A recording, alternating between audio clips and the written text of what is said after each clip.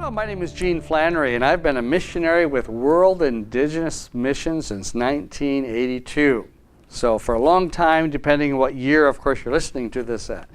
But what kind of qualifies me today, we're going to be talking about missionary anthropology and discovering the dynamics of culture. And I suppose my qualifications, other than being a missionary for a long time, is that I've had a wonderful privilege of being able to plant a church in 3 distinct cultures. My first stint of being a missionary was in Mexico in the early 1980s, where we planted churches in the Tampico area. Then later in the 1980s, we moved to the Philippines, and into the early 1990s, we planted churches in Cebu City and the surrounding area among the Cebuano people. Another quite distinct people group. And then finally, we moved to Manila for about 5 years when I worked on seminary degree, but at the same time, I planted a church among the Sikhs of North India that were actually residing there in the Philippines. And so I've had this rich experience of seeing the dynamics of sharing the gospel, planting a church among 3 distinct people groups, and it just was challenging, but yet very rewarding and fun all at the same time. So today, I want to talk to you about the dynamics of culture, because traditionally, when we say missionary, when you are a missionary, you are a cross-cultural minister. You're crossing cultures, going to people of a different group, different ethnic group from what you are, and you have to learn how to minister to them. And one of the very important things you need to realize is that not only how you communicate, but how the gospel is lived out is going to look differently in each culture. So in these sessions, in this block of teaching that we're going to do for the next few sessions, we're just really talking about culture, because that's something you're going to have to learn to come to terms with. Now, typically, those of us from North America, from the United States, the only time we use culture is we talk about culture wars. We think of a liberal bent, a conservative bent, and how there's 2 almost separate, distinct cultures within America kind of fighting against each other, fighting for control of how our culture functions. But when we're going to another country and encountering a culture of another people that God's called us to, we've got to learn what is it about them that makes them tick. And we need to take that animosity that we have from people who are different from us, that they're wrong or there's something wrong with them, and try to understand them. So I want us to really look at these dynamics of the culture and see how that will form us and how we would minister to people of that culture. Now, you have to realize I am a teacher. That is kind of my gift. And so sometimes I can get overwhelmed with information. And I have one sheet here of a full page full of definitions of culture. But because of time constraints, I've chosen just one, I promise you. So here is the definition out of all, I think there's 9 of them on my page that I've chosen to describe culture. And it's by a cultural anthropologist whose name is Lowe. He said this: culture is the sum total of what an individual acquires from a society. Those beliefs, customs, artistic norms, food habits, and crafts which came to him not by his own creative activity, but as a legacy from the past, conveyed by formal or informal education. There. All right, it's very big, it's very comprehensive, but we see that culture really is a system, and it's something that we can't escape. We can't say, well, I don't want to be a part of that culture if we were raised in it.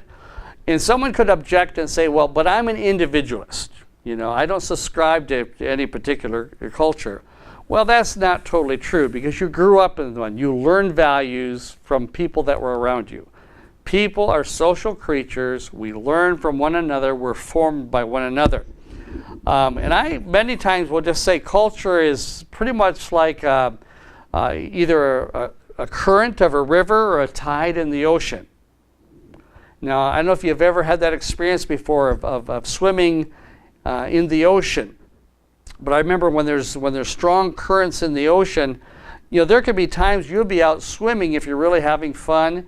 You kind of lose track of yourself. Have you ever had that experience of trying to find where your things are, where you've laid your blankets and your picnic basket, and you go back offshore after swimming for a while and you realize it is actually hundreds of feet in the other direction. You realize, I didn't realize I was being carried along. Well, culture is kind of like that. You're in it, and you don't realize how much it really is shaping and forming you. And you may think of that you're an individual, but you're not. You're a part of a social group. All right, so as we go to other cultures then, we're going to realize that those people have been shaped in quite very distinct ways from us. And to be able to communicate and minister to them, we're going to have to learn to see life kind of how they see it to be able to understand them better. And this will make more sense as we go along with this teaching of where that comes in for the missionary work. I want to start out in this session talking about the outward manifestations of culture. And I'm going to basically put it out into 4 different headings. The first heading is behavior and customs. The second one would be the material products. The third, language.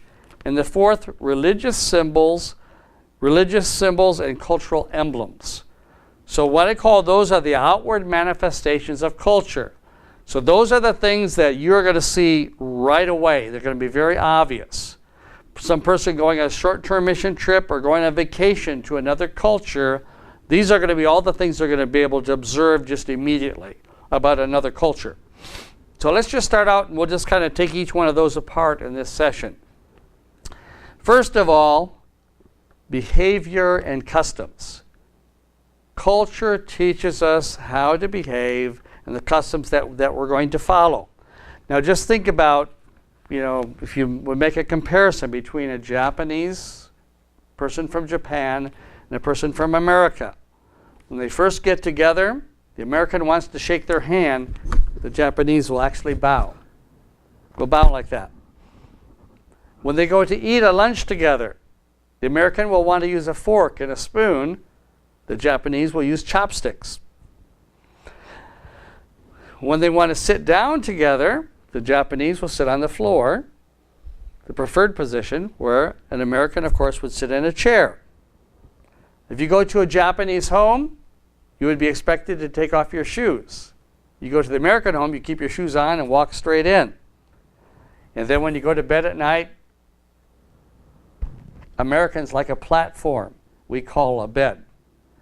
Raised above the ground at least 3 feet, maybe at least 2, if not 3 feet, where the Japanese would prefer actually to sleep on the floor. How did we learn these different things? Our culture taught us that. And so those little differences are very, very obvious when you go to another culture. I remember one of the more shocking things in going to the Philippines that we observed was that men and women never held hands in public. So you would never see a young couple holding hands together. They see them walking together, talking, whatever. However, you would see 2 men holding hands together, walking down the street, holding hands, and you could see women, and sometimes groups of women, all linked together, holding their hands together. Now, I know what you're thinking. What, they're all homosexuals? No, they're not.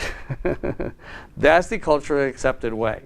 In the Philippines, people of the same sex actually hold hands. That's how you express friendship, man to man, woman to woman, is you hold the hands of those people. And a little step further, if you go to Korea then, the woman is expected to walk 3 steps behind the man. So they can't even walk together. Culture teaches that. Now the question then comes, well, is that right or wrong? Well, there's no answer to that. It's neither right nor it's wrong. It's the Korean way. That's culture. They've been taught that. That's the correct way to respond in that particular culture. All right, so that kind of gives you the idea. Behaviors and customs are all different. Those are one of the first things you're going to be able to see. The second thing we're going to talk about is material products. So these are the objects that are produced by the culture in which you're living. And these include things, houses, baskets, canoes, cars, computers, weapons, watches, chairs. I mean, every material object that you could possibly think of that could be produced, those become the legacy of a culture as well. And those will be the things, of course, you would observe how that culture is unique and different than yours. When we went to the rural areas of Mexico, we found adobe huts. Thatched roofs was very common. When we went to the Philippines, of course, we saw bamboo huts. Many people live by the sea in bamboo huts. So all very different, all very, very distinct, and it gave a very distinct feel to that particular culture. And one of the things you do learn also when you're looking at material products, be warned not to judge a culture by their products.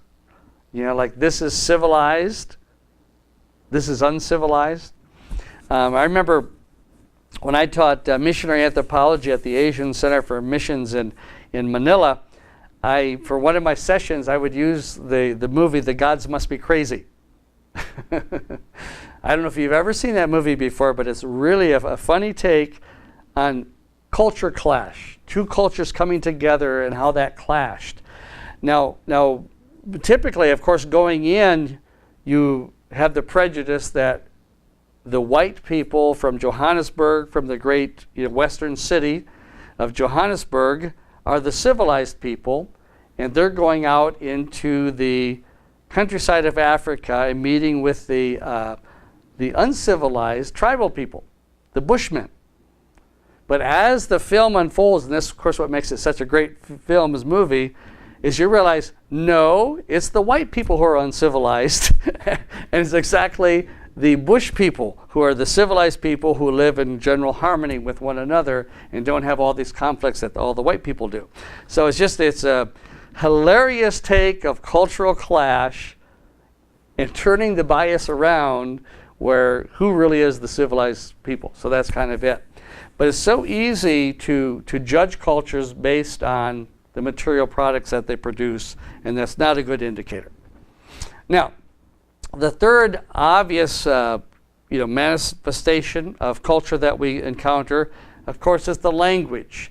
And if any of you have ever traveled in another country, you'll know that feeling, especially if you maybe went to another country with a group, and if you ever got separated from that group and were only surrounded by people that didn't speak English or were speaking a different culture, you remember how you feel, right? You hear all these syllables being spoken, you're going like, how could those people ever understand what's being said? How could they communicate with one another? But you have to realize that that's what culture does. It provides a way for us to communicate. And, language is a product of these written codes and oral codes that people use to communicate one with another. And again, there can be great prejudice of feeling like our language, English is the universal language in a sense. That's the language everyone wants to learn. We try to communicate in that language an international being. So it'd be very easy to have a prejudice of thinking that, well, we've got the civilized language and they just have a crude way of, talking to one another. But missionary anthropologist Charles Kraft really talks about languages that they all have grammatical structure, they're all very complex, and they're adequate in describing the world they live in. Eskimos have 26 words for snow. Why do they have 26 words for snow? Because they have a lot of snow there. Arabs have 1,000 words for knives and their parts. Marshallese have 60 terms for parts of a coconut and its fruit. So you think of that culture, they came up with their language to adequately describe the world in which they lived in. And so all languages have that quality. They adapt to changes in culture, and they mirror culture at every point. So language is a definite part of that outward manifestation that's being used. And the final thing I want to talk about in this session then would be religious symbols and cultural emblems. Anywhere you travel in the world, one of the first things that will really strike you is that religion is such a dominant force within cultures. And I say that even traveling into communist countries before. I've been in communist China. I've been in Hungary after communism, and it's amazing. I remember being in China, a communist country, but talking to people about faith and about Buddhism and the faith of their fathers and relatives, and realize that no matter how much cultures try to weed out or stamp out religious faith, they really can't, because we were made that way. Human beings were made to do that.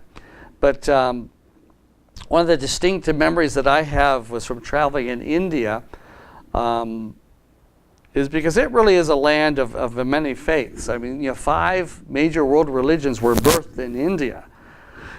And I remember being in a northern city in India where there was Sikh gurdwaras, Hindu temples, Buddhist temples, Islamic mosques, and Jain temples, all in the same city.